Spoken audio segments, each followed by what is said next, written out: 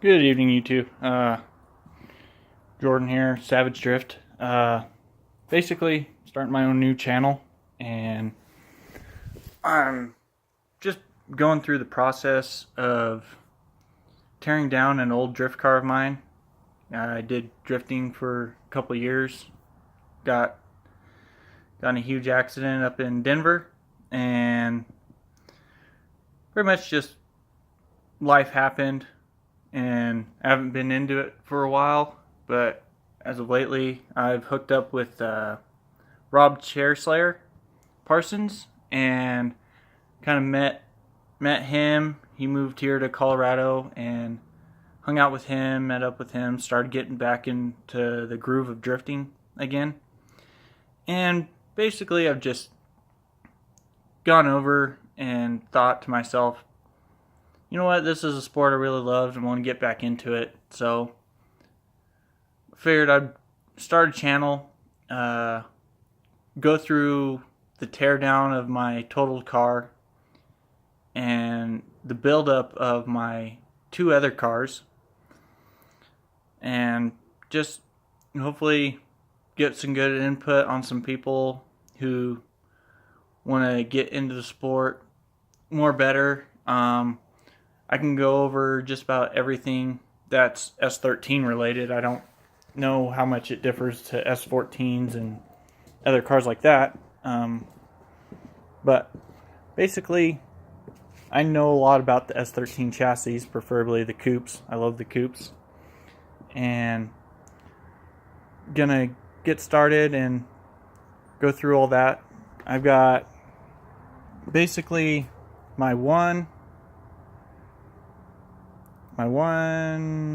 car here in the garage, which I'll show you here in a minute. And then I got two more chassis that I've picked up. One is a right-hand drive chassis. I got that from Rob Parsons. And the other chassis I bought off of a guy from, I believe it was Colorado Springs. I don't know where he got it from, but it has a Missouri title.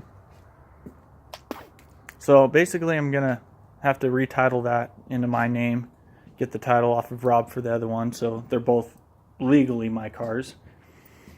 And right now I'm just in the process of tearing down my totaled car. Sitting in here, I gotta take subframes off and get this thing back on the road. And as you can tell, I did do Pro-Am in Vegas way back in, oh shit, what the hell was that, 2010, 2011 I think, and had fun there. That was, Pro-Am is definitely a lot higher level than what I was used to. I was drifting in Salt Lake City at like low-key drift events and doing some in Denver. But I decided to cage my car and I went Pro-Am, and man, was that a bigger learning curve than what I thought it was going to be. I went from doing second and low third gear drifting to all of a sudden I'm having to initiate in high third, low medium fourth gear, and that I was not ready for, but I did it. I did Pro-Am. I met quite a few people there, and I also did a bunch of drifting with Casey King. He saw that I signed up for Pro-Am, and I was the only Colorado driver at that time going to Pro-Am, and he hit me up. He told me to come by in Denver, that he started up a drifting organization called Triple Crown Drift. Now, with him, he started going, I think he's Pro 2. If I remember right. I believe he's Pro 2. He's taken the sport really serious. He's really gotten into it. I don't think he has a YouTube channel, and I haven't seen him on Instagram. I know he has a Facebook. I'm still good friends with him. And I got in contact with him recently about getting a motor for one of the cars. And I'm still kind of bouncing back and forth on what motor I want to go with. but I have a good idea of where I want to go with. But it was at one of his events. It's called a Drifttoberfest. It was Drifttober 2012, I believe. It is when I had my accident, drifting Big Bank, and just slammed my car into a wall. Just completely mangled the whole driver's side of the car beyond belief. And that's when drifting stopped to me. I had no real following in where I live. I'm the only person in my area, well, within probably 200 and something odd miles of where I live that actually does drifting. So it was really hard for me to get motivation to come back up and get to drifting. But after meeting with Rob and Hurt, I did a lot of errand running for Rob. I had to drive out to Long Beach and pick up Hurt's car, which that was fun. Got to drive his 13B rotary powered FC when I had to unload it off my trailer and load it onto Rob's trailer before it went out to Grid Life. And I just met with them. They were really cool. The Hoonigan guys were really cool and low key. They really love the passion of auto racing. So that's basically what kind of drove me to get back into drifting. But I'll be trying to do videos. I'm trying this out, seeing if I can get any followers, getting any more motivation. And I hope to be doing a lot of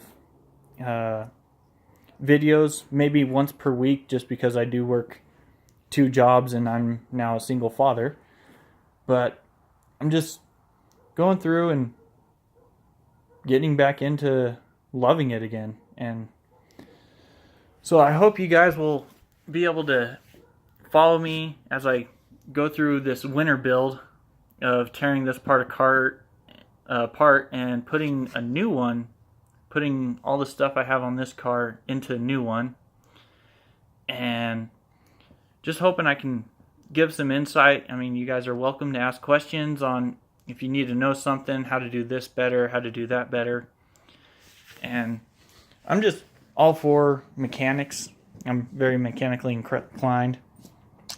I've had to work on my own car by myself usually, so I had to learn really quick how to build a drift car. And now I have to learn how to maintain a diesel that transports all my drift cars. That big monstrosity of a vehicle that is dirty as hell because I haven't washed it since hunting season. But I'm just basically going to go through this, and hopefully I can get followers. Hopefully everything goes good, and I just really hope to get other people's input and let me know if I'm doing a good job, if I'm doing a lot of content. I will be, though, soon getting a GoPro and being able to edit and do all that stuff, but right now it's unedited on my phone. So hopefully I can get shit going. But thank you guys. Hopefully you subscribe. Savage Drift 13. Thank you for your night, and I hope to see you guys soon. Peace.